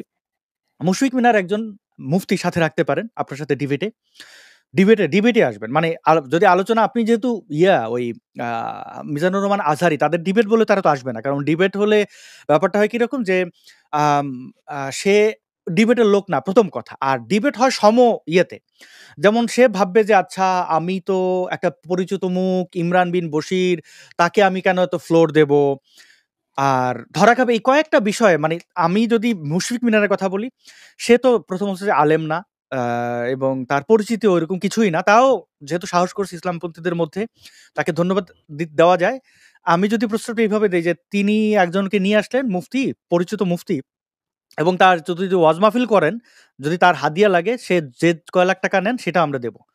আর সাথে আপনি একা আমি মডারেশন এ থাকতে রাজি আছি, বা যে কেউ, তারা যে কাউকে মডারেট যদি দাবি করে হুম। এটা করতে পারে। তাদের ইউটিউব চ্যানেল, আমাদের ইউটিউব চ্যানেল থেকে সেটা প্রচার হবে। আপনি আপনার সাথে কি কাউকে রাখতে চান? আহ যেহেতু মুশফিকুর রহমান আলেম না, ঠিক হুম, আছে? উনার সঙ্গে একজন আলেম থাকবে। আর আমি যেহেতু জেনারেল না, আমার সঙ্গে একজন জেনারেল হুম। থাকতে পারে। আসিফ মহিউদ্দিন ভাই থাকতে পারে। ওয়েল তাহলে এইভাবেই থাক। যারা মুশফিক মিনারের সমর্থক আছেন, আ আসিফ মহিউদ্দিন ভাই রাজি হবেন কিনা এটা আমি একটু কথা বলে দেখি। আমি কারণ দেখুন লাস্ট ভাই, কিছুদিন আসিফ দেখছিলাম মহিউদ্দিন উনাকে পাত্তা ভাইকে দেয় না। বলছি উনি ব্যস্ত মানুষ। কিছু না, ব্যাপার এমনি যেমন মুশফিক মিনার ভাইরা অনেকবার এসে নাকানি চুবানি খাইছিলেন। এখন পাত্তা আমি জানি না, আমি এটা উনারে জিজ্ঞেস করতে হবে আসিফ ভাইকে। না, আসতে হবে। আসিফ মহিউদ্দিন ভাই আমার সঙ্গে থাকবেন। কারণ এটা কেন না, না, বলছি দেখুন, ওইটাই আসিফ ভাই রাজি হবেন কিনা এই মুশফিক মিনারদের আচ্ছা, সাথে বসতে? আসিফ মহিউদ্দিন ভাই যদি মানে রাজি হন তাহলে আমার সঙ্গে ওনাকে রাখতে পারি। না হয় অন্য কোনো একজন জেনারেল শিক্ষিত যারা ইসলামও বুঝেন। তো এমন একজন রাখতে পারি। নইলে কি হবে জানেন ভাই? মনে করেন হুম, আমি একজন মাদ্রাসার ছাত্র। আমার পুরোটা জীবন হুম, কেটেছে মাদ্রাসার ৪ দেয়ালের বেষ্টনে। আমি হুম, বিজ্ঞান সম্পর্কে কিচ্ছু বুঝি না। হুম, কেন বুঝি না? কারণ ইসলামে বিজ্ঞান নাই। আমরা পরে শুনি যে কিছু বিজ্ঞানমনস্ক মানুষ ইসলামের মধ্যে নাকি বিজ্ঞান খুঁজে পেয়েছে। ভাই মন চায় মরে যেতে তখন সত্যি। আমার মন চায় তক্ষুনি আমি ফাঁসি দিয়ে মরে যাই। আমার সুসাইড করতে মন চায় যে এই কথাগুলো শুনতে হবে কেন? তো যা হোক এখন ওই আইনস্টাইনের অনেক থিওরি-মিওরি দিয়ে ইসলামের ভিতরে ঢুকিয়ে দিবে এগুলো। এখন আমি তো বুঝব না এগুলো। কারণ আমি তো ইসলাম বুঝেছি সাহাবাদের মাধ্যমে, সাহাবাদের তাফসিরে। আগের যত তাফসির আছে সেগুলোতে বিজ্ঞানও ছিল না। আল্লাহর নবীও বিজ্ঞান একটা টয়লেট বানাতে পারেনি আবার বিজ্ঞান বুঝবে। তো ইসলামী বিজ্ঞান নাই। এখন কথা হচ্ছে ওই যে কিছু, কিছু কাকতালীয়ভাবে মিলে যায় কিংবা হুম, হুম। গোঁজামিল দিয়ে মিলানোর চেষ্টা করে, এগুলো করবে। এখন আমি যেহেতু বিজ্ঞান বুঝি না, তাইলে ওরা আপাত দৃষ্টিতে মনে করবে যে, ওহ! তাইলে তো হারিয়ে দিলাম ইমরানকে। ইমরানও বিজ্ঞান বুঝে না। তা উনি একটু বিজ্ঞান বুঝে ইসলামের মধ্যে বিজ্ঞানটা ঢুকিয়ে দিলেন। এরকম কিছু হয় আমি দেখেছি। আমিও ডিবেটের লোক না ভাই। কিন্তু ডিবেটের লোক হওয়া লাগে না ভাই। ইসলাম নিয়ে সংশয় প্রকাশ করতে কিংবা ইসলামের ভাওতাবাজি বুঝতে এটা ডিবেটের লোক হওয়া লাগে না, খুব জ্ঞানী হওয়া লাগে না। কমন সেন্স যদি থাকে একটা মানুষ এটুকুই যথেষ্ট। তো আমি এজন্য আসিফ মহিউদ্দিন লাগবে না আমার। কিন্তু উনি একজন আলেম না। আমাদের সঙ্গে কথাবার্তা অন্যরকম হবে হয়তো। আমি হয়তো আরবি কিছু একটা বলব। উনি বুঝবেন না। উনি হয়তো ইংলিশ মারবেন। আমি হয়তো ইংলিশটা বুঝব না। কারণ আমি ইংলিশ খুব কাঁচা। আমি এখন শিখছি হয়তো। সুযোগ পাইনি ভাই। সুযোগ পাইনি। আমি খুব ব্যস্ত হুম, ছিলাম। হুম, হুম। এই কাজ নিয়ে বুঝতেই পারছেন কত কনটেন্ট বানিয়েছি এবং কি প্রতিকূল পরিস্থিতিতে। সেটার জন্য আমার আর্থিক সমস্যা ছিল। সব দিক দিয়ে মানে প্রতিকূলতা ছিল। এত প্রতিকূলতার মাঝে আমি যেখানে হয়তো ইংরেজি ভাষা যদি আমি ৩ মাস যদি ভাই আমি যেটাকে ধরি আমি খুব ভালো করে একদম সাইজ করে ফেলি। ভাষা কোনো কিছু না। আরবি ভাষা শিখেছি, উর্দু, ফার্সি এত কিছু শিখলাম। তো ইংরেজিতে দুর্বল হওয়ার কারণে ওরা হয়তো ওই যে একজন এসছে না সাজ্জাদুল মাওলা শান্ত কি একটা স্ট্যান্ডার্ড হুম। মিস্ট্যান্ডার্ড বলে। আমার প্রশ্ন কোথায় সে কি মানে তো একদম ঠিক এজন্য আমি জায়গায় চাই ধরছেন। না কোন আমি ধরনের আপনার মানুষ এই যে এরা সরল স্বীকারোক্তিগুলো আমার খুব পছন্দ লাগে। যেমন আপনি ইংরেজি শিখতে পারেন না, এটা আপনার তো ব্যর্থতা না। আপনার মাদ্রাসার কারিকুলামের সমস্যা। আচ্ছা, হ্যাঁ, জি, এই যে সেই সাজ্জাদ এরা কি পরিমাণ ধোলাইটা খায় এরপরে লাজ লজ্জা কিছু নেই। তবে ওইখানে আবার মুশফিক মিনার ভালো। মানে আমি তার হ্যাঁ, হ্যাঁ। বেশি ভিডিও দেখার সুযোগ পাই নাই। কিন্তু দেখছি যে নমনীয় হয়ে কথা বলে আ অ শুরুতেই মানে এই সাজ্জাদ-টাজ্জাদ এদের তো মানে পেটে কিছু মানে এরা আসে হাই হুই করে চিৎকার করে বলবে, "আমি জিতছি, আমি জিতছি, আমি জিতছি।" এদের সাথে তো আসলে পাগল-ছাগল এরকম রাস্তায় ইয়ে করে। জি। এদের বইলা লাভ নেই। হ্যাঁ, আপনি ভালো ধরছেন। যেহেতু মুশফিক মিনার আপনার সাথে বসলে সে অতীতে করে নাই কিন্তু এটা করার সম্ভাবনা আছে। কারণ সে তো চাইবে তার আ যেকোনোভাবে খড়কুটো ধরেও টিকে থাকতে। সেখানে জি, আমি আসিফ ভাইয়ের সাথে কথা বলি দেখি তাহলে আমরা একটা জি। প্রস্তাব দিতে পারি। আর যেকোনো যদি হয়ও প্ল্যাটফর্ম হতে পারে। একটু জি। একটু দেরি হবে। কারণ আমি একটা কাজ নিয়ে এখন একটু ব্যস্ত আছি। আমার এপ্রিল মাস চলছে না? হুম, এই ১০ তারিখ মের ১০ তারিখ। হুম। তারপর থেকে হ্যাঁ, আরকি। মের তার আগ পরে। পর্যন্ত আচ্ছা, হ্যাঁ, মের ১০ তারিখের পরে। হ্যাঁ, আমারও আমি আম যদি সঞ্চালনায় আমাকে তারা বিয়ে করেন, আ মানে জি, আমি জানি না। বা যে কেউ সঞ্চালনায় থাকতে পারেন। সঞ্চালনায় তো কিছুই না ওই হিসাবে। তবে হ্যাঁ, যদি উনি রাজি হন, মুশফিক মিনার যদি সাহস করেন, আসিফ ভাই যদি থাকেন, আসিফ ভাই না থাকলে যদি না থাকতে থাকেন তাহলে অন্য কেউ আমরা ভেবে দেখি। কেউ একজন থাকবেন জি, আরকি। নাস্তিক হতে জি। হবে এমনও না। মানে আ এই প্যাঁচাইলে যেন সে যেন মানে উপস্থিত কোন ধরনের চতুরতা করলে যেন ইয়ে থাকে। মডারেশন যে কেউ থাকতে পারেন। আমাদের প্ল্যাটফর্ম তাদের যা প্ল্যাটফর্ম আছে সব জায়গা থেকে একসাথেই লাইভ হইতে পারে। তো আমরা পরবর্তীতে এটা জানাইয়া দেব যদি এরকম হয়। অনেকে জিজ্ঞেস করেছেন মাসুদ ভাই কোথায়? মাসুদ ভাই আজকে একটা জরুরি কাজে ব্যস্ত আছেন। আমাকে বলেছিলেন যে আজকে পারবেন না শোটা করতে। কালকে আমি আরেকটা জরুরি কাজ করব। যে কারণে আর আসিফ ভাইয়ের সাথে কালকে আমার একটা শো থাকবে। হ্যাঁ? সম্ভাবনা আছে। তো এই কারণে আজকেই করলাম এবং মুফতি ইমরান বিন বশির ভাইকেও পেয়ে গেলাম এভেইলেবল। ব্যাস ব্যাটেবল হয়ে গেল। যে কারণে আজকে আপনারা মুফতি ইমরান বিন বশির ভাইকে দেখতে পাচ্ছেন। তো আজকে আপনাদের প্রশ্নের উত্তরগুলো মুফতি ইমরান বিন বশির ভাই দেবেন। অনেকটা সময় আ মুফতি ইমরান বিন বশির ভাই আমাদের বলেছেন। আমারও অনেকগুলো প্রশ্নের উত্তর দিয়েছেন। আমরা গেস্টের কাছে যাচ্ছি। অনেকেই যুক্ত হয়েছেন। মিস্টার শুভ আপনি আছেন। মিস্টার শুভ আপনি যদি আপনার প্রশ্নটি রাখতেন। হ্যাঁ, আসাদ ভাই আমাকে শোনা যায়? হ্যালো? হ্যাঁ, শুনতে পাচ্ছি। হ্যাঁ, আপনার প্রশ্ন। ভাই আমাকে কি আর আধা ঘন্টা পরে এড করা যাবে? আমার একটু গুরুত্বপূর্ণ প্রশ্ন ছিল কিছু। কিন্তু আমাকে আধা ঘন্টা পরে এড করতে পারলে আমার খুব ভালো হতো। আচ্ছা, আপনি আধা ঘন্টা পরে যুক্ত হন। একটাই গুরুত্বপূর্ণ প্রশ্ন করেন। আমরা অন্য কারো কাছে যাই। আম আমরা যাই হচ্ছে গেস্ট নামে আপনি যুক্ত হয়েছেন। আপনি আপনার প্রশ্নটি করুন।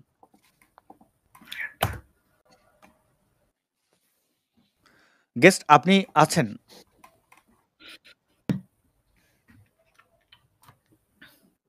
আমার মনে হয় গেস্ট তিনি এমনিই যুক্ত হয়েছেন।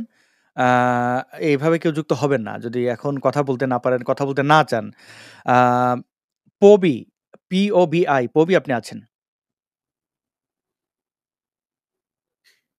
আপনার মাইক্রোফোন কানেকশনটি হ্যাঁ, শুনতে পাচ্ছি।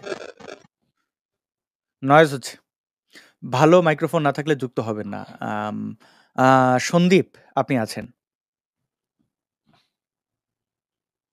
আসাদ ভাই, ভালোবাসা নিও। আমি হ্যাঁ, ধন্যবাদ। ভারত থেকে বলছি। তোমার এই ভিডিওগুলো আমি দেখি রেগুলার। আমার খুব একটা স্পেসিফিক প্রশ্ন আছে, যেটা হচ্ছে যে পৃথিবীতে তো ধর্মে থাকবে, ধর্ম আছেও। এখন ধর্মগুলো তো তৈরি হয়েছে বহু যুগ আগে। তো এই ধর্মগুলো মধ্যে বেশ কিছু জিনিস আছে যেগুলো সময়ের সাথে সাথে পরিবর্তনের দরকার। যেমন আমাদের হিন্দু ধর্মেই ছিল যে সতীদাহ প্রথা, বাল্য বিবাহ, তারপর নরবলি, এগুলো যেমন আমরা দিনের সাথে সাথে তাল মিলিয়ে মিলিয়ে অবিলুপ্ত করে দিয়েছি। তো মুসলিম ধর্মেরও কি এরকম বর্তমান সভ্যতাতে কিছু অ্যামেন্ডমেন্ট হওয়া উচিত? তোমাদের কি তাই মনে হয়? অনেক ধন্যবাদ সন্দীপ আপনাকে। আমি মুফতি ইমরান বিন বশির ভাই, আপনার কি মনে হয় ইসলামে রিফরমেশনের কোনো সুযোগ আছে? আমাদের গেস্ট যিনি সন্দীপ দা উনি বললেন যে হিন্দু ধর্মের অনেক কুপ্রথা ছিল। মানে সতীদাহ তো প্রথা না, সতীদাহ কুপ্রথা। এই কুপ্রথাগুলো বিলুপ্ত হয়েছে। হ্যাঁ, এখন এই ইসলামের যে কার্যক্রমগুলো আছে, জিহাদ-টিহাদ এই ধরনের অমুসলিমদের গ্যাচাং, এইগুলো কি সংস্কার করার কোনো সুযোগ আছে? বর্তমান সভ্যতায় দাঁড়িয়ে মানব সভ্যতাকে সঠিক পথ দেখানোর জন্য তো ধর্মেরও একটা অ্যামেন্ডমেন্ট হওয়া দরকার, প্রত্যেক ধর্মেরই। আমি বুঝতে পেরেছি, আপনার প্রশ্নটি বুঝতে পেরেছি। আমরা যাচ্ছি। জি, হ্যাঁ, মুফতি ইমরান বিন বশির ভাই, জি। জি, আসাদ ভাই, প্রয়োজন তো অবশ্যই আছে, কিন্তু সুযোগ নেই। সুযোগ নেই কেন? কারণ আপনি মানুষ হয়েছেন। আমি মনে করি আপনি কোনো ধর্মে বিশ্বাসী নন এবং কোনো ধর্মের সঙ্গে আপনি যুক্ত নন। আপনার পরিচয় মানুষ। মানবতার কথা বলেন। আমি নিজেকে এমনটাই মনে করি। এখন আপনি মানুষ হিসেবে হয়তো ধর্মের মধ্যে অমানবিক কিছু পাচ্ছেন বলে সেগুলোকে সংস্কার করবার কথা বলছেন। কিন্তু এটা কি কোনো মুসলিম করবে? করবে না। কারণ ইসলামের যে বিধান আছে, ইসলামের যে বিশ্বাস আছে, সেই বিশ্বাস হচ্ছে এই কোরআন পরিপূর্ণ হয়ে গেছে, আল-ইয়াউমা আকমালতু লাকুম দীনাকুম ওয়া আতমামতু আলাইকুম নি'মাতি ওয়া রাদিতু লাকুমুল ইসলামা দীনা। ইসলাম সর্বশেষ চূড়ান্ত ধর্মগ্রন্থ এবং ধর্ম, এবং এটা আল্লাহ পরিপূর্ণ করে দিয়েছেন। এখানে রদল বদলের কোনো চান্স নাই, কোনো সুযোগ নাই। এটা করবেও না কেউ। যেমনটা আছে তেমনটাই। ওই মুশরিকদেরকে যেখানে পাও সেখানে হত্যা করো, এই বিধান আছে। আল্লাহর রাসূল থাকা অবস্থায় এই বিধান দিয়ে গেছেন, আল্লাহ দিয়ে গেছেন। এই বিধানটা কিয়ামত পর্যন্ত থাকবে। মাঝখানে কোনো সভ্য মানুষ যদি ইসলামটাকে চেঞ্জ করতে চায়, সংস্কার করতে চায়, সে হয়তো নিজ থেকে বলতে পারে, কিন্তু মূল ইসলামের যারা ধারক বাহক আলেম ওলামা তারা সবসময় এটা বিরোধিতা করবেন, কারণ এটা কখনোই তারা হতে দিবেন না। এজন্য বলছি, প্রয়োজনীয়তা অনুভব করছেন হয়তো আমি, আপনি, অনেকেই, কিন্তু এটা সুযোগ নাই ইসলামে। ইসলামে যে বিশ্বাসের সঙ্গে এটা যায় না, মৌলিক বিশ্বাসের সঙ্গে যায় না। অনেক ধন্যবাদ। আমরা নিশ্চয়ই সন্দীপ তিনি তার উত্তর পেয়েছেন। মুফতি ইমরান বিন বশির ভাই যেহেতু একজন ইসলামিক স্কলার, তিনি হাফিজ মাওলানা মুফতি। তো আমরা পরবর্তী গেস্টের কাছে যাই। সাকিব আপনি আছেন? সাকিব, আপনার প্রশ্নটি যদি আমাদেরকে রাখেন। হ্যালো, শুনতে পাচ্ছেন? হ্যাঁ, হ্যাঁ, শুনতে পাচ্ছি। জি ভাইয়া, আমি একটা প্রশ্ন করতে চাই। এটা হচ্ছে ইসলামের ছবি এবং গান বাজনা এবং ভিডিও, মানে ছবি আঁকা বা ছবি তোলা এবং হচ্ছে গান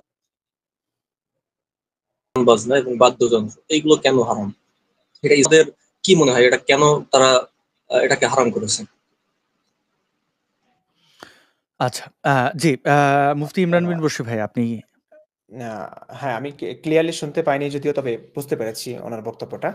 ছবি, ইসলামের ছবি হারাম করা হয়েছে কেন, সেটাই তো নাকি? হ্যাঁ, এটা 1450 বছর আগে আল্লাহ রসুল যে কারণে হারাম করেছেন সেটা হচ্ছে একটা মানুষের আকৃতি দেওয়া, ছবি আঁকছে, একটা মানুষকে আঁকছে সে, যেটা কোনো মানুষের পক্ষে সম্ভব না। কোনো মানুষ এই ছবিতে প্রাণ দিতে পারবেন না, রূহ দিতে পারবেন না, জীবন দিতে পারবেন না। আর এটা হচ্ছে একমাত্র আল্লাহ তাআলার কাজ। সেই কারণে এই ছবি আঁকা যেহেতু আল্লাহ তাআলার সৃষ্টির সঙ্গে সামঞ্জস্যপূর্ণ, তো এই কাজটা এইজন্য হারাম করা হয়েছে। এটা এক প্রকার শিরকের মতো হয়ে যায়। মানে এই এটা কি কারণে ব্যঙ্গ ইসলাম হারাম করার করেছে। জন্য যে ওই মূর্তি-টূর্তি এগুলোর কোনো বেল নাই, এটা বোঝানোর জন্য যে ওটার মধ্যে প্রাণ নাই। মুসলমানরাও এই মূর্তি-টূর্তি হ্যাঁ, বানাইতে পারবে না, আঁকতে পারবে না। হ্যাঁ, এটাই এরকমটাই। যদিও একটা হুম, সময় মনে করেন আমরাই তো ফতোয়া দিতাম ছবি আঁকা, যেই ঘরে টিভি ছবি দেখা থাকে যাবে না। টিভি দেখা যাবে না। ছবি থাকলে ওই ঘরে রহমতের ফেরেশতা প্রবেশ করবে না। হাদিস আছে। আলেমরা ওলামা মানে অনেক আলোচনা করতেন এসব নিয়ে। এখন সেই হুম। আলোচনা কিন্তু দেখবেন না। খুব কম দেখবেন। কারণ হ্যাঁ, আমরা হুজুররা কিন্তু আহমদুল্লাহ সাহেবের একটা সে টিভি ওর আহমদুল্লাহ ঘরে, সাহেবের ঘরে একটা টিভি শুনছিলাম। চলছে। হ্যাঁ, সেই টিভিতে YouTube চলছে। YouTube এ আলেমদের বক্তব্য চলছে। মানে ইসলামেরই কথাগুলো আবার ইসলাম কি বলবো? বুঝতেই পারছেন। আহমদুল্লাহ সাহেবের একটা বক্তব্য ছিল যে এমনকি ফেসবুকে প্রোফাইল পিকচারও দেওয়া যাবে না। তিনি প্রোফাইল পিকচার ঝুলিয়ে রেখেছেন তার সেই ট্রান্সপারেন্ট দাড়ি সমেত।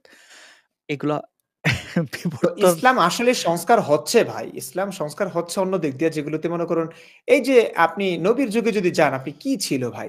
সবকিছুই তো চেঞ্জ এখন। এই যে মসজিদে আযান দিচ্ছে, মাইক ইউজ হচ্ছে। এটা আল্লাহ রাসূলের যুগে ছিল? ছিল না। এখন যে মসজিদগুলো যত উন্নত হচ্ছে, এ এ আল্লাহ রাসূলের মসজিদে নববীতেও একটা খেজুর গাছ ছিল। এবার চিন্তা করেন। কোন ধরনের ছিল? এখন কতটা উন্নত হয়েছে? তো কিছুই তো ছিল না। তারাবি পড়া হয় এখন যেভাবে পড়া হয়। মানে এখনকার এই যে হুজুররা যে ওয়াজ মাহফিল করেন, মানে কিচ্ছু ছিল না এগুলো। ইসলামের চিত্রটাই পুরোপুরি ভিন্ন ছিল এখনকার যুগের চাইতে। তো সময়ের বিবর্তনে মানুষ এগুলো সব শুরু করে দিয়েছে না? যে আলেমরা একটা সময় টিভি দেখে হারাম, হারাম বলত, সে আলেমদের ঘরে এখন টিভি। সে আলেমরা সেই টিভিতে আবার ইসলাম প্রচার করছেন, ইসলামকে ব্যবহার করছেন, আবার টাকাও নিচ্ছেন। তো এগুলো পরিবর্তন মানে এগুলো সংস্কার ঠিকই হচ্ছে। সংস্কার রাইট। হচ্ছে না মূল জায়গাগুলো। ওই অমুসলিমদের অধিকার, হ্যাঁ, ওদেরকে মারামারির কথাগুলো এগুলো চেঞ্জ হবে না। নিজেদের সুবিধার্থে যেগুলো আছে এগুলো সবই সংস্কার হচ্ছে। কলা কৌশলে হয়ে যাচ্ছে। ছলে বলে কৌশলে। রাইট। অনেক ধন্যবাদ ইমরান বিন বশির ভাই। আপনাকে টুপি পড়লে ভালো লাগে এমনটাই অনেকে একজন মন্তব্য করেছেন। আ আরো অনেকেই মন্তব্য করছেন। আমাদের দর্শকরা অনেক স্মার্ট। আমি গত লাইভেও দেখেছি। আমি এবার চাইবো যে ওই উম আ আমরা এটার জলজ্যান্ত উদাহরণ দিতে চাই। মুফতি আহমদুল্লাহ, শায়খ আহমদুল্লাহ তিনি একটি বক্তব্যে বলেছিলেন প্রোফাইল পিকচারও রাখা যাবে না। আবার তিনি ওই ভিডিও ক্লিপটা কারো কাছে থাকলে আমি দেখলাম আমার ফোনে ওটা নেই। অনেক সময় ডাউনলোড করে রাখি, অনেক সময় আপনারা যদি পান একটু দিয়েন, লিংক দিয়েন এখানে। আর যারা অন্য গেস্টের কাছে যাই, আয়রন আছেন। আয়রন আপনি হ্যালো, শুনতে পাচ্ছেন? আহ, হ্যাঁ, শোনা শুনতে যাচ্ছে? পাচ্ছি। পরিষ্কার বলুন আপনার প্রশ্ন। জি। আমার এই মুফতি ইমরান বিন বশির সাহেবের কাছে প্রশ্ন একটা আছে। সেটা হচ্ছে যে এই ধরুন এটা অ্যাকচুয়ালি কিছুটা আপনার কালচার রিলেটেড, যদিও ইসলামিক কালচার রিলেটেড, বুঝতে পারছেন তো? আহ, তো হুম, আমি যে ভারত থেকে বলছি, আর আমি একটা জিনিস লক্ষ্য করেছি যে ভারতে বলুন বা বাংলাদেশ সম্বন্ধে যতটুকু আপনাদের দৌলতে আর কি শুনতে পাই, তো এখন তো বাঙালি নারীরা এখন তো মূলত তারা আর কি এখানেও দেখছি আর কি হিজাব বোরখা অত্যন্ত বেড়ে যাচ্ছে।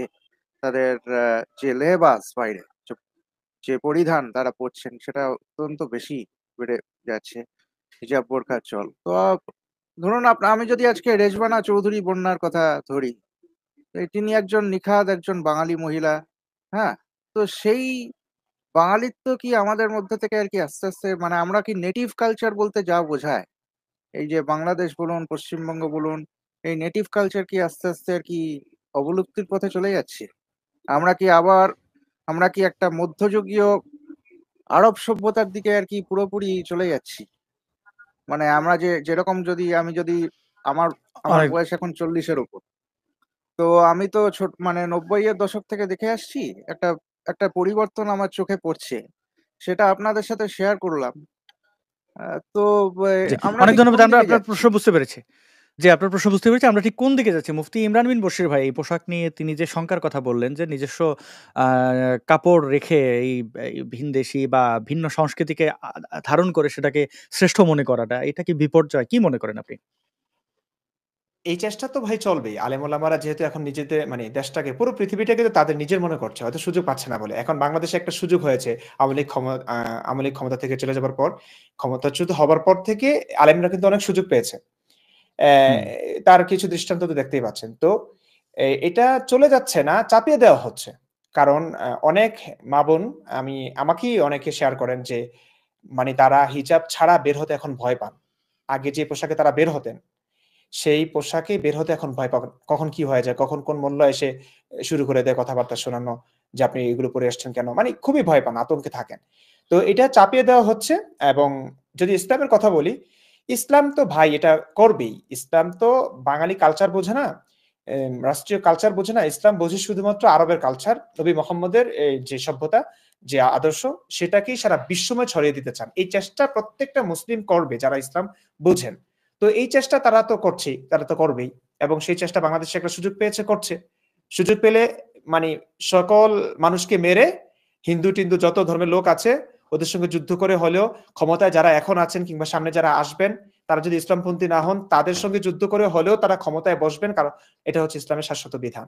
এটা হচ্ছে আল্লাহ এটাই চান, নবী মুহাম্মদ এটাই করতে বলে গেছেন যে ক্ষমতায় আগে বসো। ক্ষমতায় বসলে তখন তুমি প্রত্যেকটা নারীকে পার্লামেন্ট থেকে বলবে যে হ্যাঁ প্রত্যেকটা নারী এখন থেকে পর্দা করো, পর্দা করতে বাধ্য।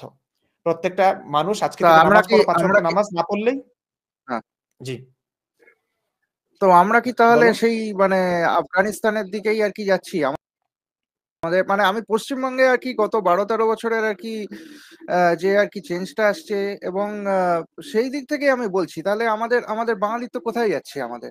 আমি বলছি তাহলে আফগানিস্তানের বাঙালি দিকে নারীকে তো যাচ্ছে একটা বলতে শাড়িতেই আর কি জি ভাই আরন ভাই বুঝতে পারছি, আফগানিস্তানের দিকে যাচ্ছে না। আফগানিস্তানের দিকে যাওয়ার জন্য প্রত্যেকটা মুসলিম চেষ্টা করছে। বাংলাদেশের সুযোগ পাচ্ছে তাই অবশ্যই তারা করবে, কারণ মূল ইসলাম আফগানিস্তানের চিত্র দেখলেই বোঝা যায় ওইটাই হচ্ছে মূল ইসলাম। এটা স্পষ্ট। এটা স্পষ্ট, আফগানিস্তান যে ইসলামটা আছে এটা হচ্ছে মূল ইসলাম। তো মূল ইসলামের দিকে তো আলেম ওলামারা নিতে চাইবেই। এখন যে এই যে আজহারিদের সঙ্গে আমি কেন বসতে চাচ্ছি ভাই, আমার কিছু প্রশ্ন রাখতাম। ওনারা যে কথাগুলো বলেন, যে ইসলামের কথাগুলো বলেন, এই ইসলামটা আসলে 1450 বছর আগের ইসলামের সঙ্গে অনেকটা মিলে না। ওনারা এর চাইতে ভালো মানে মূল ইসলামটা প্রচার করতে মনে হয় ওনাদের কাছে লজ্জা লাগে কিংবা জনপ্রিয়তা হারাবে। সেই কারণে ওই হাদিসগুলো বলেন না কিংবা একটু ঘুরিয়ে ফিরিয়ে বলেন কিংবা আকবর মিলিয়ে বলেন না। আকবর একটু মানে কাটছাট করে বলেন। সেই কারণে ওনাদের কথাগুলো শুনলে একজন মানুষ কিংবা অমুসলিমও বলতে ওই দেখেন না কিছু মানুষ আজহারের বয়ান শুনে ভারতের কিছু হিন্দুরা পর্যন্ত প্রশংসা করছে। ওরা কি জানে যে ইসলাম ওদের ব্যাপারে কি বলেছে? জানে না। কারণ আজহারের মুখ থেকে তারা শোনেনি। আর তারা হয়তো ইসলাম নিয়ে অত ঘাটাঘাটি করে না কোরআন হাদিস থেকে। আজহারের মুখ থেকে যে ইসলামটা শুনছে সেই ইসলামটাকে মনে করছে মূল ইসলাম। মূল ইসলাম এটা না ভাই। মূল ইসলাম হচ্ছে আফগানিস্তানে যেটা দেখতে পাচ্ছি এইটা।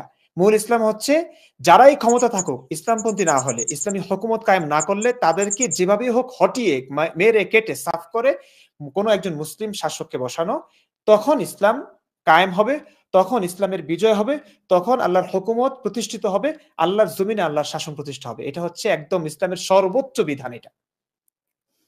এটাই স্ট্যান্ডার্ড। জি, অনেক ধন্যবাদ। আমরা পরবর্তী গেস্টের কাছে যাই। তিনি ডিসকানেক্টেড হয়ে গেছেন। প্রশ্নটি যিনি করেছিলেন আয়রন। আমরা দেখতে পাচ্ছি সুরজ। সুরজ, আপনি কি শুনতে পাচ্ছেন আমাদেরকে? হ্যাঁ, আমি শুনতে পাচ্ছি। আপনি আমাকে শুনতে পাচ্ছেন? হ্যাঁ। আসাদ ভাই, আশা করি ভালোই আছেন। ইমরান বশির ভাইয়ের জন্য শুভকামনা। ইমরান বশির ভাই একটা মুক্ত চিন্তার লোক হইতে পেরে আমাদের অনেক কিছু উপহার দিয়েছে, যেটা অনেকদিন যাবৎ অনেক কিছু প্রশ্ন ছিল, সেটা এখন আমি আস্তে আস্তে বুঝতে পারছি। আমার ছোট্ট একটা প্রশ্ন ছিল, সেটা ভাইয়ের কাছে আশা করি পাবো। সেটা হলো আমাদের নবী মোহাম্মদ, সে তো প্রথমে খ্রিস্টান ধর্মের ছিল না, হিন্দু ধর্মের ছিল না। সে শুনছি হিন্দু ধর্ম বা হিন্দু ধর্মের মতোই একটা ধর্ম, মূর্তি পূজা করত তার বাবা তারা পেগান, সেই ধর্মের ছিল। সে কেন সেই ধর্মটাকে মোটিফাই না কইরা সে কেন আব্রাহামিক ধর্মের কাছ দিকে গেল? এর পিছনে কার হাত ছিল এবং এটার পিছনে মোটিভটা কি তার? এটা যদি একটু বুঝিয়ে বলতেন। অনেক ধন্যবাদ। এটা চমৎকার প্রশ্ন বটে। সংক্ষেপে যদি একটু বলা যায় ইমরান বিন বশির ভাই। আচ্ছা, আমি আসলে কতটা সুন্দর করে বলতে পারবো আমি জানি না। মাসুদ ভাই হলে হয়তো আর অন্যরকম বলতেন। মানে আমার কাছে যেটা মনে হয় এটা আসলে অনেক ঘাটাঘাটির প্রয়োজন আছে। দেখুন এটা তো স্পষ্ট যে আল্লাহর রাসূলের বাবার নাম কি? আব্দুল্লাহ। হ্যাঁ, মানে আল্লাহর বান্দা, দাস। যখন মুহাম্মদের জন্মই হয় নাই তখন তার পিতার নাম আব্দুল্লাহ থাকে কেমনে? মানে আল্লাহর বান্দা থাকে কেমনে? তার মানে মক্কার মুশরিকরা পর্যন্ত আল্লাহ বলে কিছু একটা আছে, তারা মানতো এটা। হ্যাঁ, তারা মূর্তি পূজারী ছিল, হয়তো মূর্তি পূজা এখন যারা করছে আমি যতটুকু জানি এই মূর্তিটাকে আসলে সম্মান করছে, এর মাধ্যমে তারা এর মাধ্যমে ওই একজন ভগবান কিংবা একজন আল্লাহ তাকেই কিন্তু সম্মানটা করছে, পূজাটা তাকেই করছে। হয়তো কোনো মাধ্যম নাই, তাকে আমরা দেখতে পাচ্ছি না। তো তার আমরা যেমন পিতামাতাকে মনে করেন আমার পিতা মারা গেল, আমার মা মারা গেলেন, তখন তাদেরকে দেখতে পাচ্ছি না, তাদের একটা স্মৃতি আমার সামনে আছে, একটা ছবি কিংবা একটা মূর্তি বানালাম, তখন আমি সেটার দিকে তাকিয়ে হয়তো চোখের পানি ফেলছি কিংবা কোনো মনে মনে কথা বলছি। এটা হচ্ছে আমার একটা আবেগ তৈরি করে। মূর্তি পূজাটা হয়তো এরকম। আল্লাহর রসুলের মানে ওই যে সিরিয়া গিয়েছিল কয়েকবার, সেখানে গিয়ে ইহুদি খ্রিস্টানদের সঙ্গে কথাবার্তা হয়েছে, তখন তারা যে এক আল্লাহর কথা বলে সেটা তার কাছে হয়তো ভালো লেগেছে। আর এখানে এখানে যেহেতু যদি মানে আমি কি এভাবে বলা ঠিক হবে কিনা আমি জানি না, অনুভূতিতে আঘাত দিয়ে ফেলতে হয়, আমি কিছু করার নাই, সত্য বললে অনুভূতিতে আঘাত পাবে এরা। তো কত আর সভ্য থাকা যায়, এটা তো এটাই সভ্যতা, কারণ সবকিছু স্পষ্টভাবে বলা। আমাদের এই দেশে মনে করুন মহানবী সাল্লাল্লাহু আলাইহি ওয়াসাল্লাম ওই দেশে মানে যখন ওই মূর্তি পূজার পৌত্তলিক একটা সমাজে ছিলেন, সেখানে কিন্তু তার চাইতে জ্ঞানী গুণী নেতৃস্থানীয় লোক ছিলেন। সেখানে সেই ধর্মের কথাই যদি তিনি বলতেন, তাহলে কিন্তু সেখানে তিনি খুব একটা মর্যাদা পেতেন না, সমাদর পেতেন না। এই জন্য তিনি ওখানকার চিন্তা ভাবনা চাইতে ভিন্ন চিন্তা ভাবনা, যেটা অন্যরা লালন করে, ইহুদি খ্রিস্টানরা একত্ববাদের কথা বলে, সেটা হয়তো ব্যক্তিগতভাবে তারও পছন্দ হয়তো ছিল, কারণ তার কাছে মনে হয়েছে যে এই যে পূজা করে একটা মাটির পুতুল, একটা মাটির জিনিস নিজেরাই বানিয়েছে, তো নিজেদের বানানোর জিনিসের সামনে নিজেরা হাত পাচ্ছে, এটা হয়তো তার যুক্তিতে ধরতো না, তার ভালো লাগতো না। তো তিনি ওই যে একেশ্বরবাদী ধর্মগুলো তার কাছে পছন্দ হয়েছে, যে হ্যাঁ ওই যে আকাশ একটা দেখা যাচ্ছে, যদিও জানি না সাত আসমান না কি, কিছুই জানি না, বিজ্ঞান টিজ্ঞান কিছু, ওখানে একজন হয়তো আছেন। অনেক কিছু ব্যাখ্যা বিশ্লেষণ আমরা জানি না, বিজ্ঞান তো তখনও ধারে কাছেও নাই, ব্যাখ্যা না জানলেই নিশ্চয়ই এটা ওনার কাজ। এখনো এই সভ্য যুগে কিছু মানুষের, সরলমনা মানুষের যে ব্যাপারটা হয়, তো তার কাছে মনে হয়েছে যে হ্যাঁ কোনো একজন আল্লাহ আছেন, ওইটাই ভালো লাগে আমার কাছে। তো এই জন্য ওই ব্যবসাটা শুরু করেছে আর কি। এখানে পৌত্তলিকদের মাঝে যদি তাহলে কিন্তু উনি বেশি একটা, কারণ আবু জাহেল ওনার নাম ছিল কি, আবুল হাকাম, উনি কিন্তু আসলেই জ্ঞানী ছিলেন। ওনার কর্মকাণ্ডগুলো যতটুকু আমরা জানি মুসলিমদের লেখা ইতিহাস থেকে অসাধারণ, অনেক সভ্য ছিলেন, অনেক জ্ঞানী ছিলেন। কিন্তু আমাদের নবী ইসলামের ইতিহাস তো উম্মি ছিলেন, নিরক্ষর ছিলেন বলে, যদিও এটার অনেক কথাবার্তা আছে, সেদিকে আমি যাচ্ছি না। তো ওনাদের মতো সভ্য ছিলেন না, ওনাদের মতো মার্জিত শিক্ষিত ছিলেন না, পরিশীলিত ছিলেন না আমাদের নবী। রাখাল ছিলেন, সমাজে তার মানে স্নেহ করতেন অনেক। আবু তালেব কিন্তু মারাত্মক ধুরন্ধর তো উনি ছিলেন, ইনফ্লুয়েন্স করতে পারতেন মানুষকে। চালাক চতুর ছিলেন, বুদ্ধিমত্তা ছিল। ওই অনেক মানুষ হয় না শিক্ষা লাভে বঞ্চিত, কিন্তু অনেক শিক্ষিত মানুষের চাইতে বেশি ধুরন্ধর হয়, অনেক কিছু করে ফেলে, তেমনই আর কি। তো এই আর কি আমার কাছে মনে হয় এটাই। তো ওনার কাছে মনে হয়েছে যে আব্রাহামিক ধর্মটা ওইটা সুন্দর, এটা চাইতে, তো এটা ওই জন্য ওইটা শুরু করেছে। হ্যাঁ, এবং ইহুদিরা তখনও অনেক স্মার্ট ছিল এবং সব দিক থেকে তাদের মারাত্মক প্রভাব ছিল, ইকোনমি থেকে শুরু করে সবকিছু তাদের দখলে ছিল। তো হ্যাঁ, আচ্ছা, একজন আছেন আব্দুল্লাহ, জন আব্দুল্লাহ কুমার, আপনি যদি প্রশ্ন রাখতেন। আচ্ছা, আমার প্রশ্ন নাই অ্যাকচুয়ালি, একটা জিনিস অ্যাড করতে চাচ্ছিলাম ইমরান ভাইয়ের সাথে, সেটা হচ্ছে যে ইসলাম যে চেঞ্জ হচ্ছে, মানুষ চেঞ্জ আসলে অ্যারাবিকটা চেঞ্জ করতে পারতেছে না, বাট দেখেন অনুবাদের ক্ষেত্রেও ইমরান ভাই বুঝবেন যে ওয়ামাকারু ওয়ামাকারাল্লাহু ইন্নাল্লাহা খায়রুল মাকিরিন, আমরা কি বলতে মানে অ্যারাবিকটা এটা যদি আমরা সঠিক মানে অনুবাদ করি তাহলে কিন্তু ষড়যন্ত্রকারী হয়। তো অনুবাদে আমি ম্যাক্সিমাম অনুবাদে আছে যে আল্লাহ হচ্ছেন উত্তম পরিকল্পনাকারী, শব্দগুলিকে কিন্তু এভাবে চেঞ্জ করে দিচ্ছে। এখন আপনি দেখবেন ম্যাক্সিমাম অনুবাদেই আল্লাহ উত্তম পরিকল্পনাকারী লেখা, ষড়যন্ত্রকারী লেখা নাই। এরকম অনেক চেঞ্জ হচ্ছে এবং এরা পরিমার্জিত হয়ে যে যাদের কথা বলতেছেন, বুঝতে পারছি।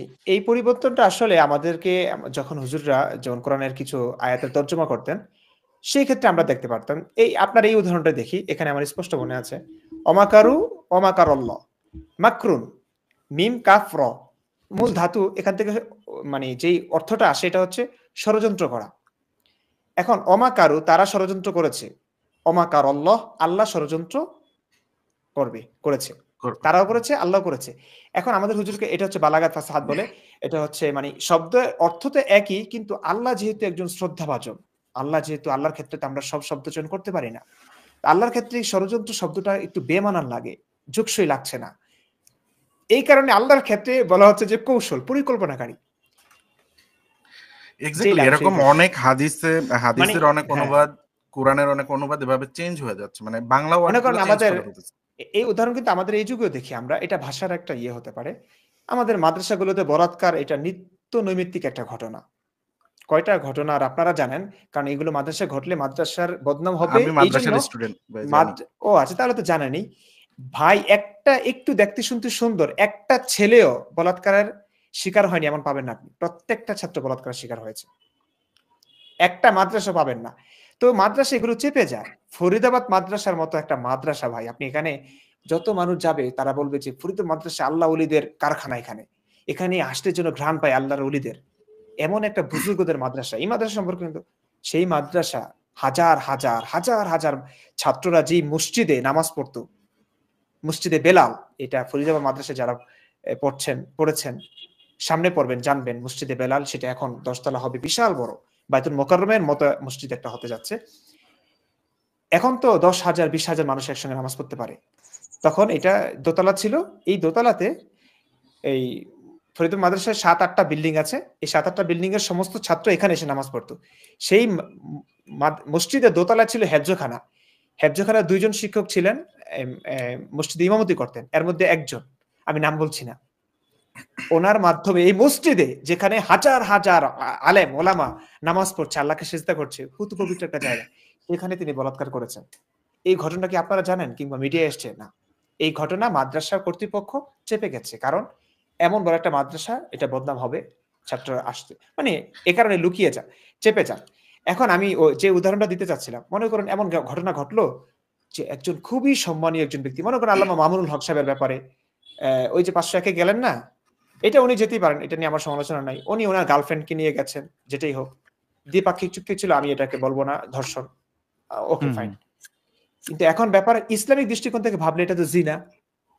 এখন বলা হবে কি, উনি একজন সম্মানীয় ব্যক্তি, বাংলাদেশের প্রায় সকলেই চিনেন, ওনার ক্ষেত্রে জিনা করেছেন এটা বলা যায় না। ওনার সঙ্গে ওই একটু রিফ্রেশমেন্টের জন্য গিয়েছেন, কিংবা এরকম মানে সুন্দর শব্দসূচক কোন শব্দ ব্যবহার করবেন, কিংবা মাদ্রাসায় বলাৎকার করেছেন কোন একজন সম্মানীয় শিক্ষক, তার ক্ষেত্রে বলা হবে যে না, কোন একটা ছাত্রকে তিনি তার খাস কামরায় রেখেছেন, এভাবে বলা হবে। হ্যাঁ, খেদমতের জন্য। কি খেদমত সেটা বলবে না, মানে একদম বলাৎকার করেছেন এই শব্দটা বলবে না তারা, কিন্তু ঘটনা একই, ওই বলাৎকারী। এটা একটা জ্বলজ্যান্ত উদাহরণ তো আমাদের সামনেই আছে। আমরা যদি পড়ি রহমত নিউজ, এটা কিন্তু ইসলামপন্থীদের, rahmatnews.com, হ্যাঁ, এখানে কি বলা হচ্ছে যে মাওলানা মামুনুল হক নামাজ পড়তে রিসোর্টে গিয়েছিলেন। এইটা বলেছে কে? মাওলানা আতাউল্লাহ আমিন। এটা কিন্তু 2023 8 এপ্রিলের সংবাদ। আমরা একটু পড়ি। বাংলাদেশ খেলাফত মজলিসের যুগ্ম মহাসচিব মাওলানা আতাউল্লাহ আমিন, দেখেন, খেলাফত মজলিসের যুগ্ম মহাসচিব মাওলানা আতাউল্লাহ আমিন বলেছেন, আইন শৃঙ্খলা রক্ষার কাজে সহায়তা করে মাওলানা মামুনুল হক মামলার প্রধান আসামি হলেন। মাওলানা মামুনুল হক নামাজ পড়তে রিসোর্টে গিয়েছিলেন, সেখানে পরিকল্পিতভাবে তার উপরে হামলা করা হয়। চিন্তা করেন, আমরা সবাই দেখলাম তিনি তার স্ত্রীকে নিয়ে গেছেন বলে দাবি করলেন, সেই স্ত্রীর নামও কিছুটা বললেন, আমিনা তৈয়বা বললেন। তারপরে দেখা গেল যে তিনি হচ্ছেন ঝর্ণা, জান্নাতারা ঝর্ণা। আবার মামুনুল হক ফোন করে তার বউরে বললেন, তুমি আবার মাঝখান দিয়ে অন্য কিছু মনে করো না, আমি অমুক ভাইয়ের বউরে নিয়ে গেছি, রফিকুল ভাইয়ের বা ছবি। আমরা সবই দেখলাম, বাস্তবতা কি? কিন্তু ওই খেলাফতে মজলিসের এক নেতা বললেন যে নামাজ পড়তে গেছে। চিন্তা করেন কত বড় মিথ্যুকেরা। না, মিথ্যুক না ভাই, মিথ্যুক না। নবীজি উম্মে হানির সঙ্গে রাত্রি যাপন করেছেন, এটা উম্মে হানি বলেছে। দেখুন, উম্মে হানি এত কিছু বোঝে না যে এটা বললে হয়তো বদনাম হয়ে যাবে, 1450 বছর পর কোনো আসাদ নূর আসিফ মহিউদ্দিন হয়তো এটা নিয়ে ধরবে, এত কিছু ভাবেন নাই। গর্বের সঙ্গে বলেছে, আরে নবীজির মেরাজ আমার রাত্রি থেকে, আমার ঘর থেকে হয়েছে, কারণ ওই রাত্রে নবীজি তো আমার সঙ্গে ছিলেন। এই ঘটনাটা তখন না হয় ক্যামেরা ছিল না, ঠিক আছে, এটা না হয় নবীজি আবু বকরের কাছে লজ্জায় বলেছে। আবু বকর যখন জিজ্ঞেস করেছে, কই ছিলেন আপনি? খুঁজলাম, পেলাম না। এখন নবীজি কি বলবে যে না, আমি রাত্রে উম্মে হানির ঘরে গিয়েছিলাম, রাত্রি যাপন করেছিলাম? এটা তারা বলতে পারছে না। তখন এই নবীজি বলল যে হ্যাঁ, আমি এই রাত্রিতে একদম আল্লাহর সঙ্গে 7 আসমানে গিয়ে দেখা করেছি, বাইতুল মুকাদ্দাসে গিয়েছি। তখন বিশ্বাস করে গেছে। তো এই যে এই আলেমরা, এরা তো সেই মুসলিম, তাই না, যে নবীজির উম্মে হানির ঘরে রাত্রি যাপন করা একটা মানুষকে নিয়ে ওই 7 আসমানে গেছেন এক রাত্রিতে, এটা বিশ্বাস করতে পেরেছে। তো এরা তো ওই জান্নাতরা ঝর্ণাকে নিয়ে রিসোর্টে নামাজ পড়তে যাবে এটা বিশ্বাস করবেই। কিন্তু ভাই মানে এরা যে কি পরিমাণ কোন লেভেলের মানুষ এরা আমার বুঝে আসে না। তো এটা মিথ্যা না ভাই, এদের কাছে এটাই সত্যি। মানে একটা গার্লফ্রেন্ডকে নিয়ে গেছে রিসোর্টে নামাজ পড়তে, নামাজ পড়ার জায়গা পায় নাই, মসজিদ আপনি খালি। অসাধারণ ইমরান ভাই, দারুণ বলেন। এক্সাম্পল গুলো দারুণ ছিল। আব্দুল্লাহ ভাই, আমরা অন্য গেস্টের কাছে যেতে চাই, আশা করি হ্যাঁ আপনি sure. উত্তর পেয়েছেন। অনেক ধন্যবাদ, Sure. ভালো থাকবেন।